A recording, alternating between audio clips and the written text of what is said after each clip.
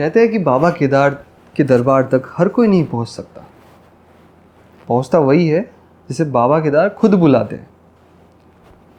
अब ये ट्रिप थी या फिर बुलावा, आई डोंट नो। 13,000 फीट की ऊंचाई, पूरे बर्फ़ से घिरे हुए पहाड़ और उन सब के बीच में एक ऐसी शांति जिसे भाई मैं शब्दों में बयां नहीं कर सकता। एंड मैं भी इसी फीलिंग को राघव जुयाल ने बोला है, जिंदगी जिंदाबाद। जिंदगी जिंदाबाद, जिंदगी जिंदाबाद।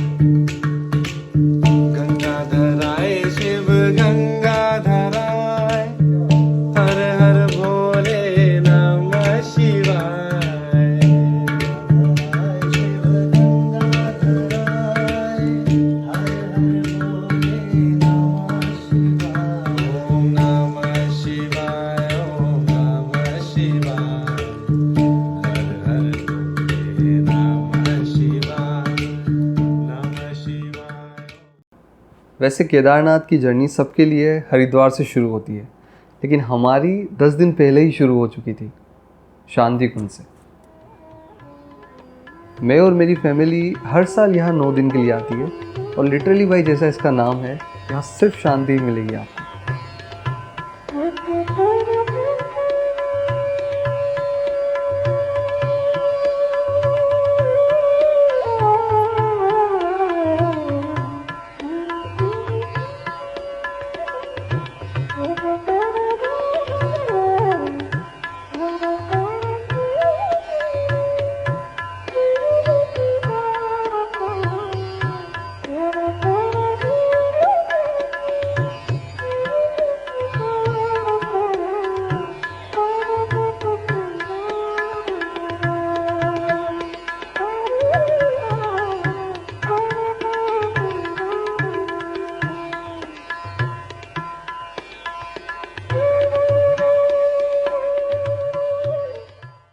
मुझे लगता है ऐसे सुकून की ज़रूरत होती है जब आप एक बड़े सफ़र के लिए निकल रहे हो और बिल्कुल अनप्रिडिक्टेबल जगह जा रहे हो, जहाँ आपको नहीं पता है रोड्स कैसी होगी, मौसम कैसा होगा, लैंडस्लाइड्स तो नहीं है। और भाई रोड्स का तो पूछो मत, लिटरली पूरे रास्ते हमने ओम नमः शिवाय बोलते हुए निकाला है।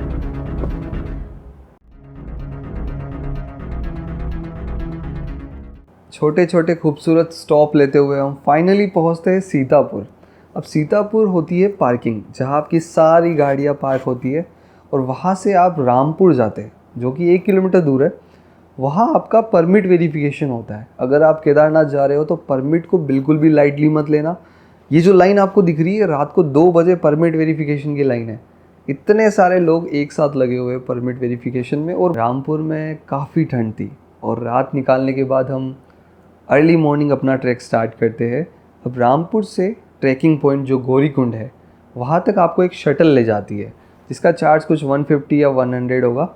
और उस टैक्सी में आप 15 to 16 मेंबर्स जाते हो और लाइन, उसके लिए भी एक काफ़ी लंबी लाइन लगती है, जाते टाइम भी और आते टाइम भी। जब भी आप निकले तो सबसे पहले आप लाइन में पहले आगे खड़े कर दे किसी को, क्योंकि बहुत ही लंबी लाइन होती है। पैरों ने तो अभी से जवाब देना शुरू कर दिया है। तो फाइनली हमारा जो ट्रैक है वो गौरीकुंड से स्टार्ट होता है।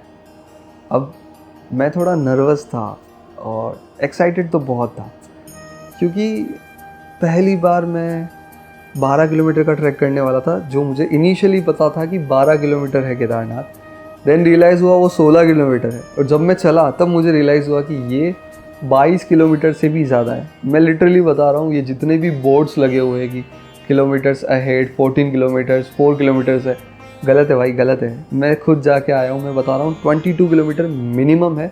जो लास्ट रूट था आपदा आने से पहले 2016 में, वो कुछ 16 किलोमीटर था, बट नया जो रूट बना है 20 किलोमीटर, 22 किलोमीटर मिनिमम है। उसमें भी 2-3 रूट से आप डिसाइड कर सकते हो किससे जाना है। तो मिनिमम आपको 22 to 26 किलोमीटर्स ट्रैक पड़ेगा। अब जब मैं स्टार्ट करता हूँ तो तब मैं बहुत एक्साइटमेंट से चल रहा होता हूँ। मेरा पेस भी थोड़ा फास्ट होता है, नज़ारे देख रहा हूँ, मैं घोड़े को देख रहा हूँ, कभी किसी से बात कर रहा हूँ, कभी बीच में बैठ गया, 2 मिनट का स्टॉप ले लिया। तो स्टार्टिंग का जो फेज़ है, स्टार्टिंग के जो 4-5 किलोमीटर थे, उसमें बिल्कुल भी रियलाइज़ नहीं होता है कि मैं ट्रैक कर रहा हूँ या फिर रास्ता कैसा है।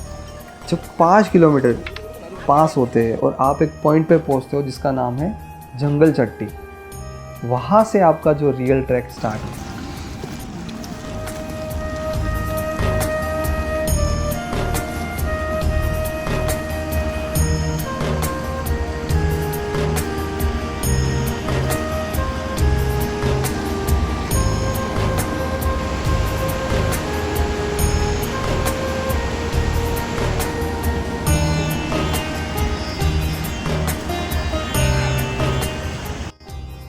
अब मैं थोड़ा सा आपको ट्रैक के बारे में बता देता हूँ।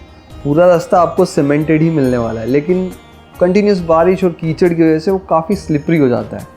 एक छोटा सा गलत स्टेप और लेकिन जैसे जैसे हम आगे बढ़ने लगे ट्रैक बहुत खूबसूरत होने लगा। 14-15 किलोमीटर के बाद तो भाई आपको सच में रियलाइज़ होता है कि आप पहाड़ों के बीच में आ चुके हो।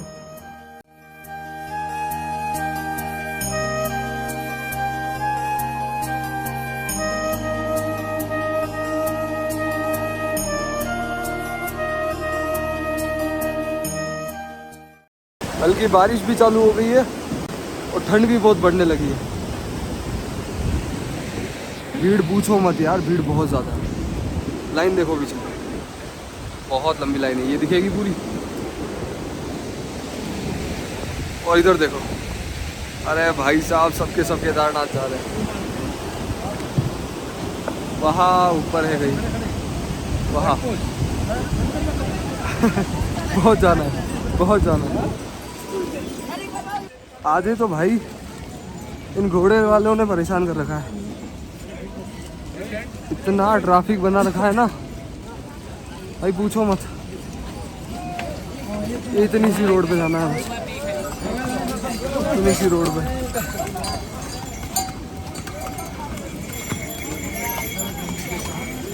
चल रहे हैं 7-8 किलोमीटर हो। हर थोड़ी देर में बर्फ़ से जमते हुए झरने मिलते हैं, हवा और ठंडी होती जाती है और एक आवाज़ में है ना थोड़ा सा भारीपन लगने लगता है। और पैरों का दर्द तो पूछो ही मत भाई। वहाँ किसी लोगों ने बोला था, वहाँ नीचे लोगों ने बोला था कि आपको लगभग अब 4 या 3 किलोमीटर चलना है और बस फिर स्ट्रेट ही स्ट्रेट है।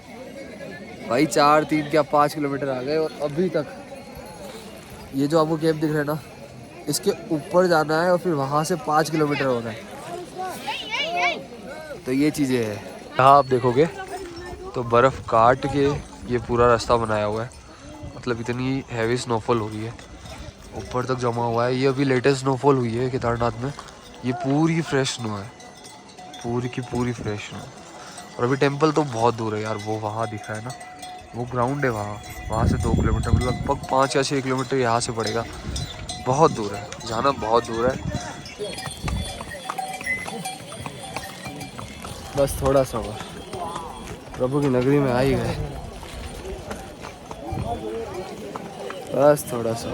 बस थोड़ा सा और करते करते फाइनली हम केदारनाथ पहुंच गए। लेकिन जब पहुंचे तो पूरी तरफ अंधेरा हो चुका था और कुछ भी नहीं दिख रहा था, ना मंदिर दिख रहा था, ना टेंट, ना हम कहाँ रुके हुए हैं, कुछ भी पता नहीं चल रहा था। बॉडी इतनी एग्जॉस्ट हो चुकी थी कि जैसे ही टेंट में मैं पहुंचा और मैं सो गया। लेकिन फिर जैसे ही सुबह हुई मैं बाहर निकला और कुछ सेकंड्स के लिए भाई समझ ही नहीं आ रहा था।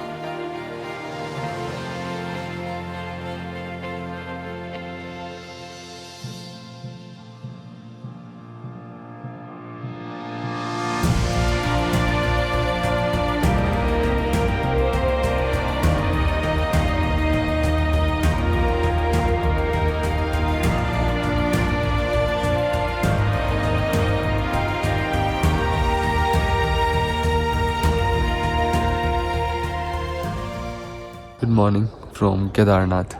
तो जैसा कि मैंने लास्ट व्लॉग में बताया था कि मैं केदारनाथ पहुंच गया था और उसके बाद मैं कुछ रिकॉर्ड नहीं कर पाया क्योंकि टेम्परेचर बहुत ज़्यादा माइनस में था और थकान भी बहुत आ गई थी। तो हम ऐसे ही ये टेंट्स जो है ना, इन टेंट्स में रुके हैं। वो जो राइट वाला है ना वो मेरा है। तो इन टेंट्स में रुके हैं और इनका कुछ आता है आपको पर नाइट पर पर्सन के हिसाब से आता है, पर बेड के हिसाब से 400 to 700 के बीच में आपको मिल जाएंगे ये टेंट्स। और एक हद तक ठीक है, मतलब आपको बिस्तर वगैरह दिए जाते हैं अच्छे से, तो आप रुक सकते हो, बढ़िया से नाइट निकाल सकते हो। उसके बाद अभी जो टेम्परेचर चल रहा है वो चल रहा है -5 डिग्री। अभी सुबह सुबह उठे हैं बाबा के दर्शन करने के लिए। सुबह टाइम हो रहा है अभी 4:30 बजे, और धूप देखो बहुत ही अच्छी चल रही है। या तो मेरे कैमरे में दिख रहा है या फिर मतलब अच्छे हद तक आपको सब कुछ दिख सकता है। चारों तरफ पहाड़ियों ने बर्फ़ से गिर गई है, क्योंकि रात को ही स्नोफॉल हुई थी। तो अभी लाइन में लगेंगे। लाइन लगभग 2 से 3 किलोमीटर की लगती है। अगर आप जितना जल्दी जाओगे 2 बजे, 1 बजे, 2:30 बजे, तो आपको जितना जल्दी आपको दर्शन मिलेगा और लाइन थोड़ी कम मिलेगी।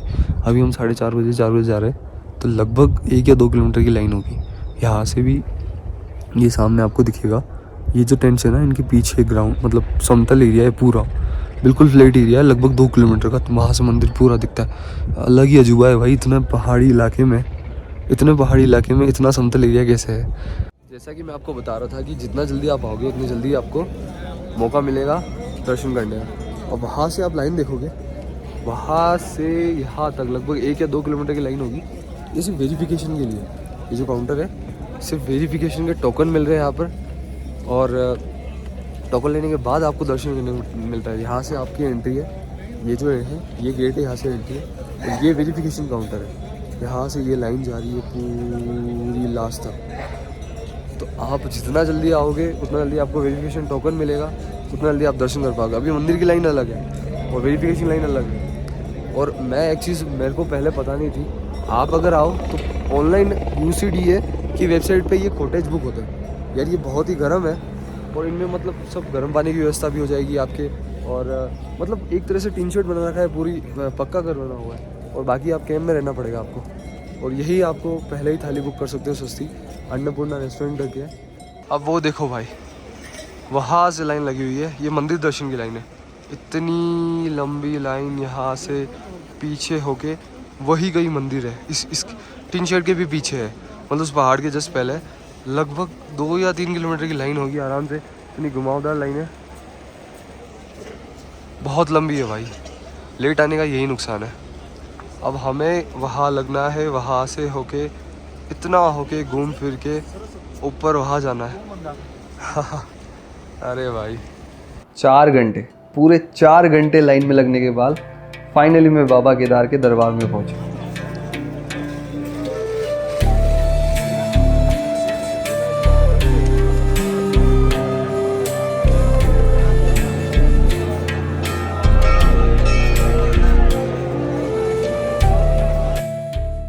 जैसे ही मैंने बाबा केदारनाथ के दर्शन किए, सब कुछ 1 सेकंड के लिए मानो रुक सा गया। ना ट्रेक याद रहा, ना थकान, ना बारिश, ना दर्द। जब आप उस मंदिर में एंटर करते हैं, आप एक जगह रुक जाते हैं। जब मेरे दर्शन हुए तो मैं एक जगह स्टक हो गया 1 सेकंड के लिए, तो मुझे समझ ही नहीं था मैं कहाँ हूँ। और उस फीलिंग को शायद जो लोग चाहते हैं, जो दर्शन करते हैं, वही समझ सकते हैं। वर्ड्स में नहीं एक्सप्लेन कर सकता मैं। फाइनली दर्शन हुए और मैं मंदिर से बाहर निकला। दर्शन के बाद मैं वही मंदिर के आंगन में काफ़ी देर तक चुपचाप बैठा रहा, बस उस व्यू को, उस हवा को, उस फीलिंग को, उस मोमेंट को अपने अंदर कैद कर रहा था। सच कहूँ, मेरी लाइफ का सबसे ब्यूटीफुल मोमेंट था वो। और आज भी जब मैं उस ट्रिप के बारे में, उस मोमेंट के बारे में सोचता हूँ, तो अंदर से फिर से वही एक्साइटमेंट आ जाती है, और दिल से बस एक ही आवाज़ निकलती है, हर हर महादेव।